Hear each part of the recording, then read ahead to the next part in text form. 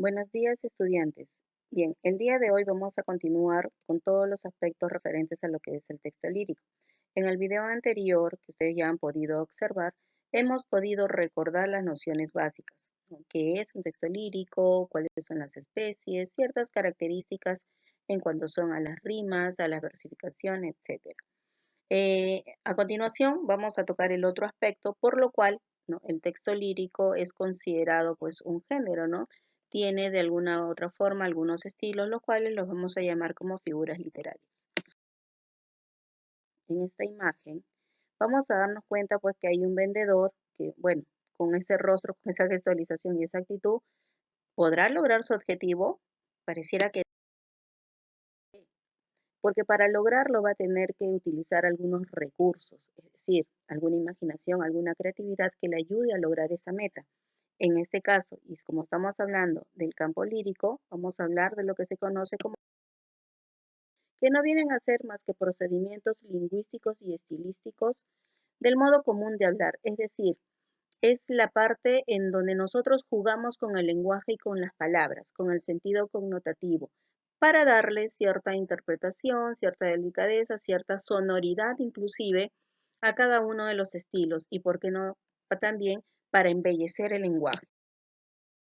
Dentro de esta clasificación de las figuras literarias vamos a encontrar tres grupos: las figuras semánticas, la de pensamiento y la de dicción. En cuanto a las semánticas, vamos a ver, su propio nombre lo indica, va a referirse al significado. El de pensamiento, a la construcción, a la sintaxis, ¿no?, a las funciones dentro de una oración. Y a la de dicción, a las fonológicas, las que son referentes al sonido. En primer lugar, vamos a tratar a lo que se conoce como comparación o símil, ¿no? Es decir, van a ser dos ideas que van a estar unidas mediante un nexo o una conjunción comparativa. Entre las más comunes vamos a encontrar el igual que, parecido a que, más que, menos que, semejante. Podríamos inclusive determinar una estructura, un elemento real, el conector comparativo y el elemento imaginado, ¿no? Entonces, eso va a ser un poquito el juego de palabras que van a tener en el texto lírico. Por ejemplo, dice, tu cabello sombrío, como una larga y negra carcajada, ¿no? Entonces, ¿cómo es una carcajada? Con la boca un poquito abierta, y quizás el cabello largo significa que tiene esa manera, ¿no? Ancha, sedosa, etc. ¿Por qué nosotros hacemos acá una precisión en cuanto a la estructura? Tiende a confundirse con la imagen, pero la diferencia está en que en la imagen no voy a utilizar un conector comparativo, sino en este caso un verbo conjugado, que por lo más común es el verbo ser. Entonces, esa es la leve diferencia. Tanto el símil como la imagen son comparaciones, una con conector comparativo y la otra con un verbo conjugado.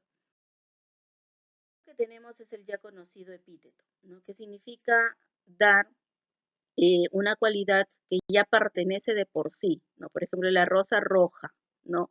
El prado verde, la dulce primavera, ¿no? Pues dice, por ti verde de hierba, la hierba es verde, ¿no? El blanco lirio y colorada rosa, el lirio es de color blanco, es decir, ya resaltar los adjetivos o las características, cualidades del objeto que de por sí ya lo tiene.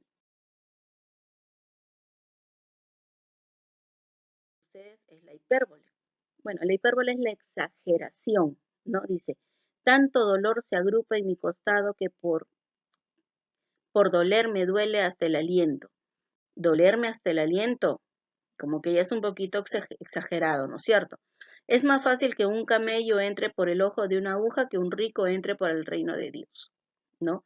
Más calvo que una bola de brillar. Entonces, son ideas en donde la exageración, es así como cuando ustedes dicen, por ejemplo, esto, me muero de hambre, ¿no? ¿Y qué es? No es que no hayas comido en varios días, sino simplemente de que de repente todavía no has almorzado y exageras diciendo me muero de hambre, ¿verdad? Otra figura literaria bastante utilizada es la metáfora, ¿no? En realidad es la más usada por varios poetas, ¿no? Por ejemplo, Luis de Góngora y Argote es especialista en hacer lo que es la metáfora encadenada, es decir, una metáfora sobre otra. Es bastante complicado y eso lo vemos en su poema, por ejemplo, Salicio Amoroso. Y cuando nosotros hablamos de metáfora es poner un elemento que reúne esas características, ¿no? Por ejemplo, dice, la serpiente de plata que bajaba. ¿Quién viene a ser la serpiente? En este caso, el río. ¿Y por qué le da la característica de serpiente? Porque justamente su recorrido es a modo de serpiente. El manojo de trigo sobre su frente. No es que la señorita pues tenga todo un ramo de trigo en la cara, sino está diciendo su cabellera, no desordenada, que se asemeja al color del trigo, ¿no? Es decir, no es ni oscuro ni marrón, sino es, digamos, entre castaño sumamente claro para rubio, ¿verdad? Por eso se dice de que es un sentido figurado, ¿no? Con el objeto a realizar una comparación tácita.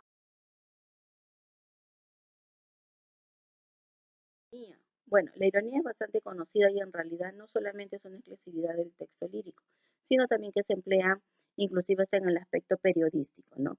Es cuando se expresa lo contrario a lo que se piensa. Por ejemplo, dice, menos mal que conseguí tus consejos, pero esto es dicho en una forma de reproche cuando algo sale mal. No estás cansado de estudiar, ¿no? Usualmente eso siempre lo escuchamos cuando a veces nosotros no estudiamos mucho y la mamá está ahí atrás. Valoro mucho tu comentario, cuando en realidad lo que me dijiste no me ayudó realmente, ¿no? Y no viene al caso. Entonces, esa es un poco la ironía. Decir ideas o situaciones contrarias a las que realmente están sucediendo. Con la paradiástole, que es una figura literaria, ¿no? En donde se utilizan términos que pueden ser sinónimos o semejantes aparentemente, pero se deja ver que tienen en este caso significados distintos. Por ejemplo, dice, el amor es infinito. Si se funda en ser honesto y aquel que se acaba presto no es amor sino apetito. En la primera me habla como que el amor es un sentimiento que va a perdurar. Y sin embargo el otro dice no es amor sino apetito. Es decir, le está cambiando el significado en lo que es el sentido amor. Ya no me está hablando del sentimiento, sino me está hablando de una acción. Yo pensaba que os amaba, no más porque os quería. Quien tales obras hacía, lejos de amores estaba, ¿no? Es decir, o amaba o me alejaba del amor. Es decir, son dos contextos diferentes. A pesar que utiliza la misma palabra, ¿no? Aparentemente son sinónimos por su significado mismo, pero las situaciones son distintas. Ahora, cuando nosotros hacemos poesía, tenemos que tener en cuenta de que, obviamente, al ser un género en donde se embellece y se juega con el lenguaje, tiene algunas licencias literarias, ¿no? Podríamos mencionar, por ejemplo, de que no sigue una estructura fija gramatical, no es necesariamente sujeto y predicado, inclusive crea nuevas palabras, los neologismos que nosotros conocemos, y también en algunas circunstancias puede o no respetar la ortografía, dependiendo inclusive de la forma como escribe el autor. Y eso no solamente lo podemos ver en el género literario, sino también en algunas narraciones, en algunos discursos, por ejemplo, con lo que hace Manuel González Prada, ¿no? El que sustituye la Y por la I latina.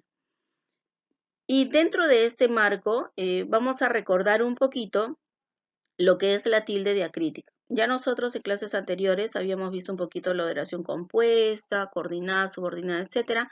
Vamos ahora también a ver otro aspecto que se refiere más que todo a la ortografía. Si bien es cierto, es algo de que ustedes ya conocen, pero lo importante es aplicarlo y saber por qué, pero sobre todo estar atento a los cambios que da la RAE, ¿no? Que actualmente está actualizando, valga la redundancia, muchas normas, muchas medidas que se dan. Por ejemplo, cuando hablamos de tilde diacrítica estamos hablando de las palabras que tienen una doble función, ¿sí? En este caso son los mayormente monosílabos.